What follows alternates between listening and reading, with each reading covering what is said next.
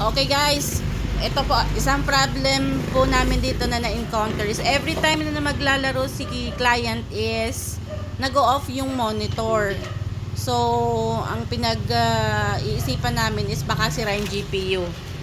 Pero, nung buksan namin yung system unit, nakita namin kasi ito pala, yung ginamit ng aming isang technician. Naglagay pa siya nito. Although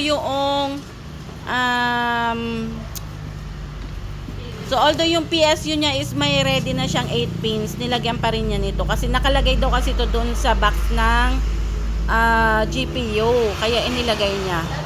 So, nung tinanggal namin to, yan, kahit po naglalaro na, matagal na actually yan, ipinaulit ko lang po yung aming demo ngayon.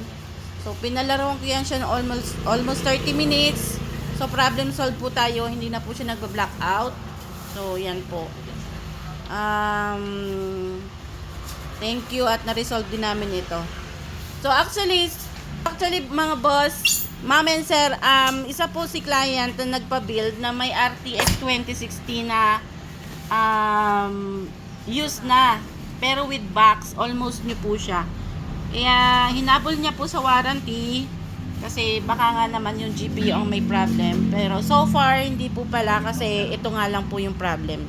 After po namin tanggalin ito, yun, smooth po na nakakapaglaro na po kami. So, yun lang guys. Thank you sa pakikinig and bye-bye!